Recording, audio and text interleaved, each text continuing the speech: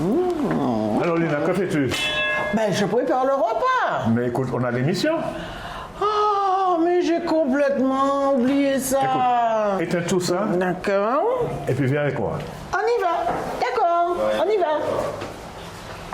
Bonjour.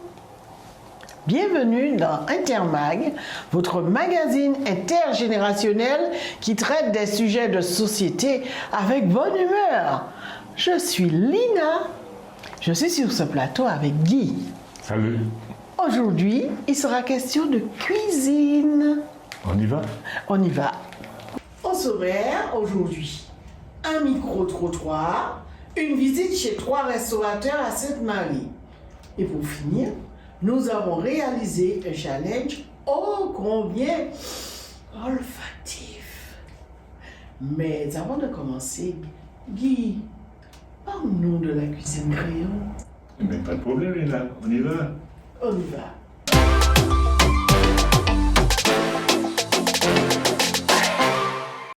La cuisine créole est métissée à l'instar de la population. Elle repose sur la transmission à travers les générations. À la cuisine amérindienne, au départ, sont venus s'ajouter les apports des conquérants européens, ceux des esclaves africains, puis celles des Indiens. Ces influences caraïbéennes, européennes, africaines et orientales ont donné naissance à la cuisine créole, mélange de saveurs et d'épices. Il faut dire également que les restes donnés aux esclaves laissaient la place à l'imagination et à la création.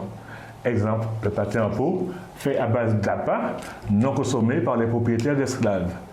Ce mélange de saveurs se retrouve tant dans la variété des légumes que celle des fruits. Vu les informations que tu viens de nous citer, Guy, mais cette cuisine créole existe-t-elle qu'aux Antilles françaises? Elle n'existe pas seulement qu'aux Antilles françaises, elle existe dans toutes les Antilles. Mais on la retrouve aussi au Brésil, au Pérou, en Guyane, en République dominicaine, en Jamaïque, au Cap-Vert et même en Guinée équatoriale. Dans chaque région, la cuisine française, la cuisine créole, a été adaptée aux produits locaux. Il n'y a donc pas de cuisine créole unique, mais elles ont certaines caractéristiques en commun. Alors, ces caractéristiques sont plus nombreuses. Saveurs épicées, mélange de sucré et de salé, techniques culinaires courantes relativement simples telles que la friture ou le ragoût. Des marinades sont également courantes, ces fameuses marinades où on fait macérer la viande ou le poisson. Voilà. Mais alors, Guy, que trouve-t-on dans le restaurant? On trouve de tout. Certains restaurants ont gardé ce côté traditionnel, alors que d'autres ont opté pour une cuisine créole revisitée, tout en gardant les bases de la tradition. Les fruits locaux ont davantage été intégrés dans les recettes, faisant les délices des gourmets. Je vais parler par exemple de la papaye, du fruit à pain, etc. L'éducation nationale aussi a suivi cette évolution en formant de véritables chefs cuisiniers avec de nouvelles compétences. Dans le lycée du François, le lycée hôtelier de Bellefontaine, donc pour vous donner quelques exemples. Et ce n'est pas sans raison que de nombreux chefs antillais sont recherchés partout dans le monde. Oh, c'est magnifique. Mais oui, ça évolue. Merveilleux. Nous sommes partout. Ah, cette cuisine, l'évolution de la cuisine créole, vraiment, je suis en extase devant tant d'évolution. C'est gentil.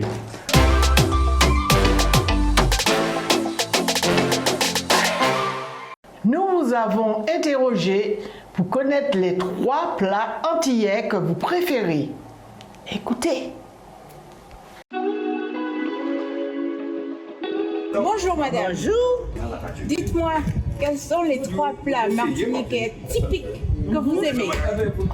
Puis appelle à mori, tinet et puis concombre mori, Ouais. et puis l'autre là c'est d'achille, et puis la mori, c'est ça le nid. Le porc, bien roussi, le poisson que j'adore beaucoup, et tinet la morue. Comme c'est martiniquais, nous, pour tradition, Ouais. eh bien, tirer la moria. Et puis, légumes, légumes, parouilles, et puis coq local. J'aime bien le gratin Christophine, le dombré, de crevettes ou de sirip. Ouais. Et le troisième, mon coq local. travail, et calalo et puis et black. Alors, le macadam de morue, les grands fruits à pain et puis la soupe d'habitants. Ce sont mes plats favoris. Ben, moi, j'aime plus tout ce qui est local, qui veut dire mon bon côte de porc avec dashi, lentilles, bananes jaunes, des trucs comme ça. Sinon, la morue, glace, coupe de poisson, et puis il y a plein d'autres quoi. Et vous m'avez dit quoi. Merci.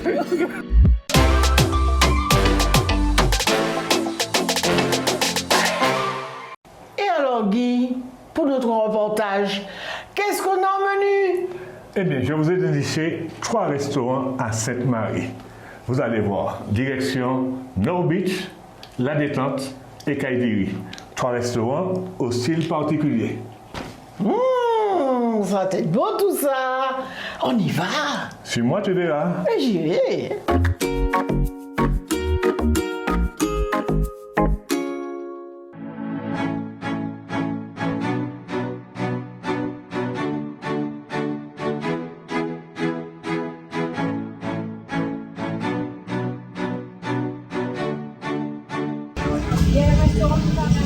Ouais, j'y vais. Ça a l'air, ouais.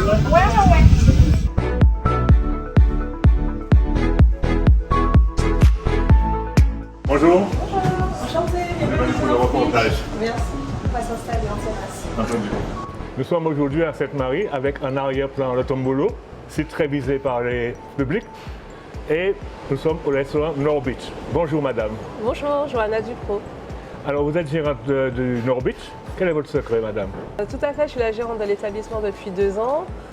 Il n'y a pas vraiment de secret. Je crois que quand on souhaite accueillir les personnes face à un site aussi beau, on a à cœur de faire une bonne cuisine avec un bon accueil, avec des produits de qualité. Donc chez nous, c'est bon, simple et gourmand. Oui, mais je vois que vous n'avez pas tellement gardé la vraie cuisine créole. Oui. Alors, parce que vous avez une cuisine autrement faite. C'est ça. Le pois rouge et haricots, etc., ça n'est plus chez vous. Oui, voilà. Donc en fait, on a pris le parti pris de travailler au maximum les produits de la production locale martiniquaise. Donc c'est vrai qu'on pourrait faire des haricots rouges avec du riz et un colombo de poulet. Mais le poulet ne sortirait pas forcément de la Martinique, l'haricot rouge non plus et le riz non plus. Et ce qui nous intéresse dans nos assiettes, c'est d'avoir un maximum de produits issus de la Martinique. Donc quand moi je fais un ceviche de poisson, le poisson il sort de Trinité, l'ananas du Lorrain, la grenade je prends au marché, les épices ce sont les épices du jardin créole. Et en fait, même si la cuisine elle n'est pas typiquement locale, par rapport au goût qu'on a l'habitude de connaître, mais en tout cas, tous les produits sont issus de la production martiniquaise. Alors, on a parlé un peu de haricots rouges et riz. Oui. Mais est-ce que vous avez votre idée sur l'évolution propre de la cuisine créole?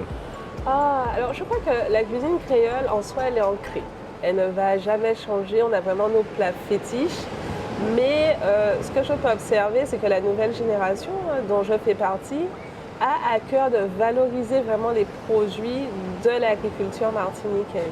Donc effectivement, l'haricot rouge ne va jamais bouger, le colombo ne va jamais bouger, mais il y a d'autres façons d'amener les produits. Par exemple, nous, en ce moment, à la carte, on a de la dorade frite. On pourrait la fariner, comme le fait ma mère chez elle, comme l'a fait ma grand-mère. Mais nous, on a décidé, par exemple, de la fariner dans la farine de manioc. Sans gluten, alors? Déjà sans gluten. Ensuite, parce que de la manioc, mais du coup, on en fait au Lorrain. Il y a un monsieur qui en fait à Sainte-Marie. Je sais qu'au Gros Morne aussi, il y avait une production. Donc en fait, c'est-à-dire qu'on peut, avec la production locale, retrouver l'essence même de notre cuisine, mais vraiment en s'appropriant la production martiniquaise. Et je crois que c'est pour ça qu'on s'éloigne de plus en plus de l'haricot rouge, du coq au vin, du coq au vin encore. Si on réfléchit bien, le coq au vin, c'est pas vraiment local, mais pourtant, si on dit je veux manger local, on va me dire mais pourquoi vous ne faites pas un coq au vin? Si on réfléchit, il faudrait peut-être faire un coq au rhum vieux plutôt qu'un coq au vin. Eh oui, absolument. Donc du coup, voilà. Donc c'est-à-dire que quand on mène un peu cette réflexion sur la cuisine locale et qu'on se rend compte que tout ce qu'on nous a dit au départ n'est pas spécifiquement fait avec les produits en Martinique, mais du coup on se dit, mais est-ce qu'on ne retournerait pas vers ce qu'on produit ici et qu'on améliorerait nos recettes? Par exemple, nous on fait du magret de canard. Et très clairement, le magret, je ne l'achète pas en Martinique, mais je l'aromatise au schrum. Donc il est mariné au schrum, on va venir le flamber, et donc du coup là, on ramène un peu la touche locale, avec le magret de canard, parce qu'on connaît tous le canard à l'orange. Mais nous, on l'a un peu basculé sur un magret de canard mariné au shrub et on retrouve un peu dans cette sauce la note aromatique du shrub qu'on connaisse tous. Est-ce que vous trouvez facilement cette production martiniquaise? Alors, je ne dirais pas qu'on trouve facilement la production martiniquaise, puisqu'on sait bien que l'agriculture est en tension. Mais en tout cas, on essaie de travailler avec les agriculteurs de la zone pour avoir les produits le plus fréquemment possible. Donc, s'ils ont, on prend directement chez eux. S'ils n'ont pas, on trouve des solutions alternatives, on change les éléments de la carte. Sur le poisson, on se tient absolument à prendre du poisson martiniquais. Donc, je m'adapte à la pêche. Aujourd'hui, c'est de la dorade. Demain, ça peut être du gros thon. Après, ça peut être du marlin. Des fois, on a des balarous, des fois, on n'en a pas. Et c'est le client qui doit comprendre que finalement, le vivano qu'on trouve partout qui est grillé, si vous allez au marché assez fréquemment, vous verrez qu'il n'y a pas de vivano sur les étals de pêche calibrés de la production martiniquaise. Donc il faut, c'est notre parti pris en tout cas, d'utiliser ce que la Martinique nous offre avec des recettes d'ici et d'ailleurs. Et qui dit bon restaurant, bonne cuisine, dit aussi bon cuisinier. Est-ce que vous avez fait le choix d'avoir un bon cuisinier? Alors en fait, on a fait le choix d'avoir 2 très bons cuisiniers parce que chacun cuisine très bien dans l'équipe. Je travaille notamment avec ma maman qui est une excellente cuisinière. Il y a une jeune aussi qui nous fait d'excellents acras. Donc en fait, et puis chacun en fait a sa touche, apporte sa touche et qui fait qu'au final, le client qui vient au restaurant mange bien du début jusqu'à la fin. Et quelle est votre clientèle en gros? En fait, on a de la chance d'avoir une clientèle très large. Donc on peut avoir les très jeunes, 18, 19 ans qui viennent, c'est leur premier restaurant parce que c'est à proximité de leur domicile. On va aussi avoir les professionnels qui viennent entre midi et 2 manger très rapidement.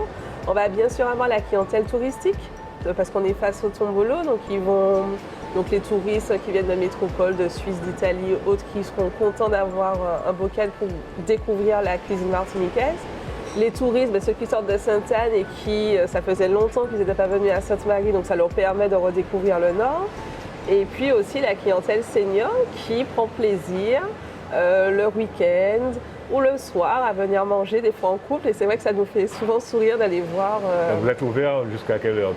Alors, nous sommes ouverts tous les jours, 7 jours sur 7. Et le soir, le vendredi et le samedi, nous sommes en continu de midi à 23h. Donc ceux qui mangent très tôt à 18h peuvent venir, ceux qui veulent manger à 16h aussi. Et on a fait vraiment le choix d'avoir une tranche horaire très large pour que chacun puisse trouver un instant pour venir au restaurant, que ce soit pour boire un verre, pour manger quelques acras ou simplement dîner ou déjeuner.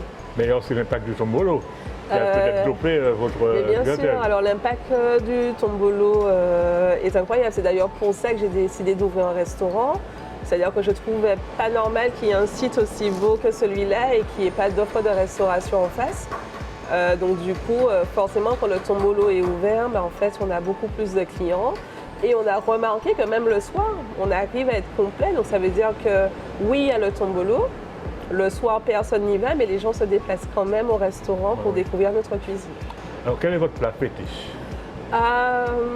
Je crois que le plat fétiche de tout, celui qui met tout le monde d'accord, c'est le souscaille de l'Envie. Donc le souscaille, c'est vraiment une recette traditionnelle. On fait le souscaille de poulet, d'aransor, etc. Mais nous, on a décidé de faire le souscaille de l'Envie avec un rissolé de Christophine ou de papaye, selon la récolte du jour, avec un petit crémeux de l'Envie. Donc du coup, c'est vraiment le plat que tout le monde apprécie au restaurant, qui est là depuis l'ouverture. Et je crois que je ne peux plus le retirer aujourd'hui. Donc on est sur la base de la cuisine créole finalement. On est vraiment sur la base de la cuisine créole, mais effectivement, quand on dit souscaille de l'Envie, au départ on se dit tiens, un souscaille de l'Envie, comment ils vont le présenter? Mais nous on vient prendre la Christophine qu'on fait rissoler. Donc des fois les clients ils ne savent pas que c'est de la Christophine. D'ailleurs on ne l'écrit pas sur la carte parce que bien sûr on a des fois je ne mange pas de Christophine, je ne mange pas de papaye. Et c'est en goûtant en fait qu'ils se disent mais c'est quoi? C'est de l'oignon, comment c'est cuisiné? Et finalement, quand on leur dit à la fin que c'est de la Christophine, ils disent ah bah tiens, ça m'a mis l'eau à la bouche. Je n'aurais pas pu imaginer qu'on puisse proposer de la Christophine sous cette forme-là. Ça m'a mis l'eau à la bouche. Hein. Ah bon. Enfin, est-ce qu'on peut conclure sur une note publicitaire pour vous présenter ou bien présenter votre entreprise aux clients, parce qu'on est regardé partout dans le monde, hein, oui. Grand Monde TV. Mais c'est déjà très bien ce que vous faites en tant que senior, déjà de mettre des entreprises aussi jeunes que la mienne en lumière. Ensuite, bien sûr, donc j'invite toutes les personnes qui vous suivent, si elles viennent au restaurant, de dire qu'elles viennent par Tigre Grand Moon. et on pourra leur offrir une part d'Accra si elles viennent de votre part, avec grand plaisir. Mais je vais d'abord de Tigramoun. Eh bien, vous aurez aussi votre part d'Accra à la fin de cette interview. Merci pour votre accueil. Merci, je vous dis à bientôt. Et puis, comme avait dit MacArthur à Guadalcanal, until come back, vous reviendrons. Avec plaisir.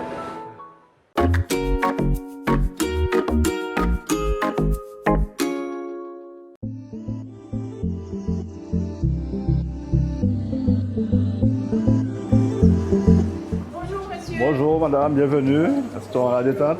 Merci de recevoir Tigramoun TV chez vous aujourd'hui. Merci, bienvenue. On va passer quelques minutes avec vous. Avec grand plaisir. Merci. Parlez-moi un petit peu de la détente. Alors, nous sommes au restaurant à la détente du Tombolo, situé en face du Tombolo. Oui. Nous sommes là depuis 2 ans, bientôt 2 ans. Et nous cuisinons la cuisine créole, traditionnelle, tout ce qui est ragoût, fricassé, beaucoup de poissons frais, du lambi frais. Donc nous sommes ouverts du lundi au dimanche, en semaine de 9h à 17h. Et le vendredi de 9h jusqu'à 24h. Est-ce un choix pour vous de rester dans la cuisine traditionnelle? Oui, enfin c'est un choix. Il faut quand même qu'il y ait quand même des restaurants qui gardent cette tradition. Donc nous avons décidé dès le départ de rester, de choisir cette branche et qui fonctionne, que les gens sont très satisfaits. Les ragoûts, les poissons frais, les viandes rouges, les viandes blanches, les légumes. En fait, nous sommes à 70-80% produits frais. Bon, après, on utilise un peu le poulet aussi. Et nous sommes plus basés sur la cuisine créole. Et comment réagit la clientèle, notamment les touristes? Eh bien, vous savez, les touristes, ils viennent chercher la cuisine créole, hein. Il n'y a pas photo. Quand ils viennent, ils ont l'habitude c'est pour manger ce qu'il y a dans le pays. Donc ici, ils sont très satisfaits. Jusqu'à maintenant, on n'a que de bons retours. Et est-ce que c'est difficile au vu des plats préparés, l'approvisionnement des plats? En fait, nous, ça va. Bon, on a des fournisseurs locaux, on sait comment faire, on est habitué. Donc maintenant, au début, c'était un peu plus compliqué, mais maintenant, on sait comment faire. On n'a pas de problème à ce niveau. Et les fournisseurs viennent vous livrer sur place? Enfin, les légumes, tout ce qui est légumes, c'est sur le marché. On a le marché à Sainte-Marie. Et le poisson, on a la chance d'être à côté des pêcheurs. On fait que du poisson frais.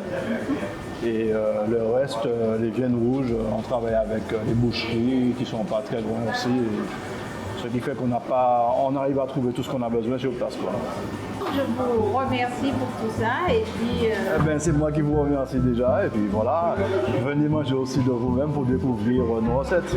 On viendra, ne vous inquiétez pas. D'accord, merci. Merci à vous, monsieur. Merci, bonne journée, au revoir. Merci, au revoir. Au revoir.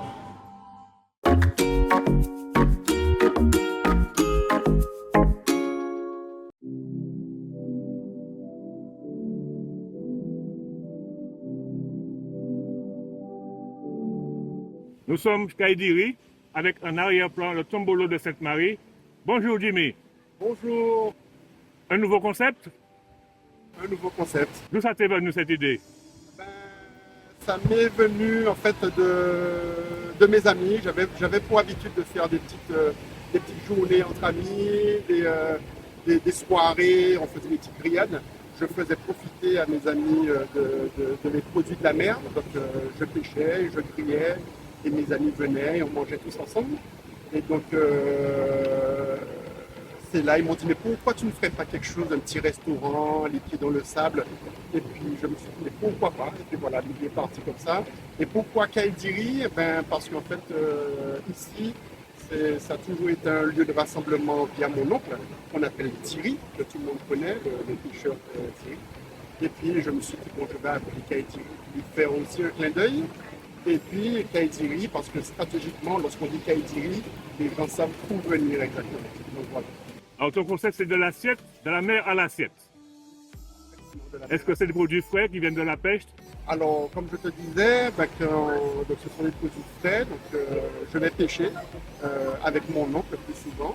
Et puis, voilà, donc on ramène les produits frais qu'on fait griller ici et puis transformer et puis partager avec les clients. On dit que la cuisine créole a évolué. Quel regard portes-tu sur la cuisine créole? Alors effectivement, la cuisine créole a évolué parce qu'en fait, les gens ont voyagé, ont partagé, essayent de partager leur culture avec les différentes cultures. Alors moi, je trouve que ça a évolué, mais je veux rester à ma cuisine créole, c'est-à-dire la cuisine de mamie. Donc voilà, ma mamie n'est plus là, mais ce sont mes tantes qui reproduisent la cuisine de mamie. Et donc c'est pour moi la vraie cuisine créole, la vraie cuisine de chez mamie. Donc une cuisine familiale? Une cuisine familiale, voilà. Est-ce que tu peux recevoir des groupes? Alors je reçois des groupes parce qu'en fait il y a des groupes qui me demandent de leur faire en fait des petits concepts privés. Donc j'en reçois pas mal. Donc maintenant le bouche à oreille marche très bien, les réseaux sociaux également, mais le bouche à oreille marche très bien. Et donc j'ai des gens qui prennent contact avec moi pour me demander voilà, de leur privatiser le lieu pour une vingtaine, voire une trentaine de personnes. Voilà. Donc tu n'es pas ouvert tous les jours? Alors non, je ne suis pas ouvert tous les jours parce qu'en fait ce sont les tatis qui cuisinent, les tatis avec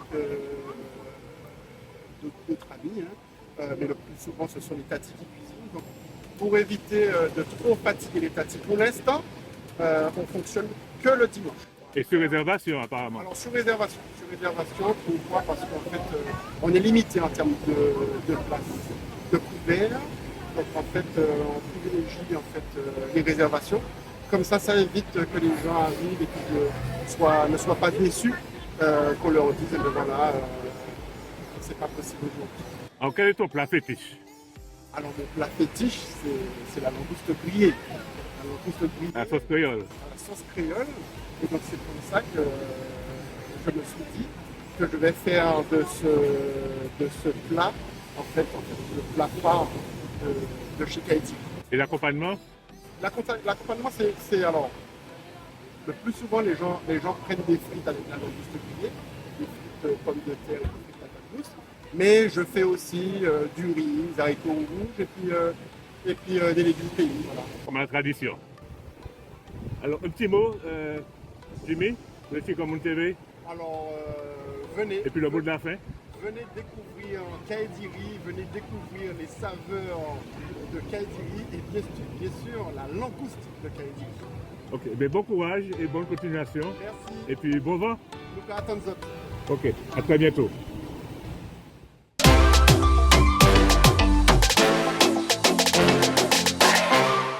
Au début, tu nous as parlé de challenge olfactif. Qu'en est-il? Tu verras. Regardons.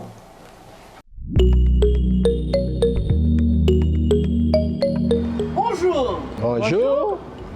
Nous allons participer à notre challenge sur la cuisine en présence de Marilou Oui. et de Milo. Yes, I. Alors, on y va? Ok, c'est bon. La première partie.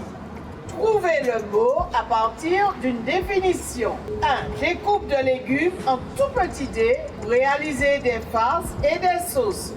Le mot commence par B. Top. La réponse est la brunoise. Deuxième question. Mode de préparation créole qui consiste à déchiqueter une viande ou un poisson, notamment la morue, le poulet, le hanson. Le mot commence par C. La chiquetaille. Bravo, Marilou. Troisième question. Petite boule ronde ou aplatie de pâte dure simple, farine, eau, sel, cuite soit dans l'eau, soit dans une sauce ou encore avec une légumeuse. Le mot commence par T. Le dombré. Milo, très bien. Quatrième question. Mode de découpe des légumes en fin bâtonnet. Le mot commence par J. Marilou. La julienne. Très bien. Bonne réponse. Cinquième question. Liqueur à base de zeste d'orange séché, puis mise à macérer dans du rhum avec un bâton de cannelle. Le mot commence par S. Le schrob. Le schrob, bonne réponse. Condiment d'origine réunionnaise, fait à partir de légumes, d'une viande ou d'un crustacé, fortement parfumé et épicé. Le mot commence par R. La rougaille. Très bien, Marilou. La dernière question. Action de découper en fines lamelles fruits et légumes. Le mot commence par E. MSC. Bravo, et merci. Très bien. Et maintenant, nous passons à la deuxième partie du challenge. Le défi créole. Citez 3 épices ou condiments que l'on utilise dans la cuisine antillaise. Milo. L'oignon pays, l'ail et gros ditin. Bravo. Bravo. Deuxième question. Citez 3 plats typiques de la cuisine antillaise. Marilou. Le pâté en pot. Le tiné morue. 3 plats. Le féroce. Très bien, Marilou, bravo! Et pour terminer cette deuxième partie, citez 3 desserts typiquement antillais. Milo. L'ananas, banane et confiture d'abricot. Très bien, Pays. bravo! Bravo! Voilà, la troisième partie, vous devez reconnaître les senteurs que nous allons vous présenter. Bien sûr, vous avez les yeux bandés. Ça fait partie de la cuisine créole. Marilou. Basilic. Très bien, Marilou. Deuxième plante.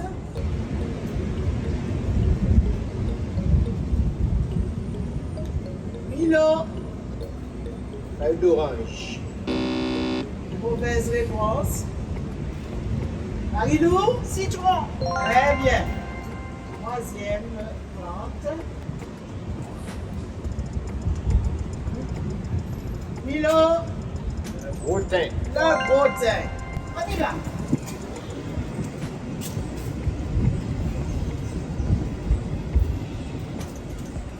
Milo. Le brisé. À briser. Continuons. Plante. Milo. À bois d'Inde. Braden. Bravo, Milo. Et dernière plante.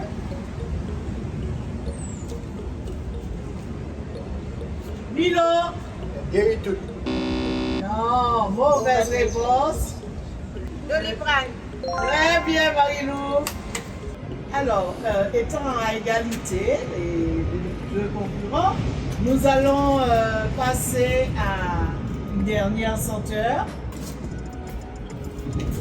Marilou. La cannelle. Très bien, Marilou, bravo. Alors, en résumé, Marilou gagne la première manche. Deuxième manche revient à Milo.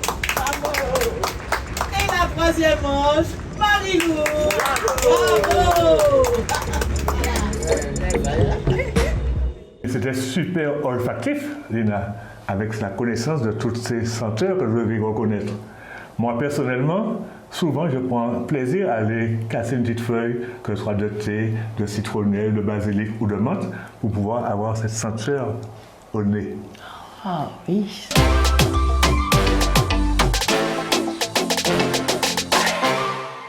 Notre émission touche à sa fin, Lina. Oui. J'étais bien content d'être avec toi. Oui. Alors, n'oubliez pas, chers amis, de participer à notre sondage en jouant, en appuyant sur le QR code que vous voyez en bas de l'écran. Alors, à très bientôt. Et puis, Lina, En le soleil. Voilà.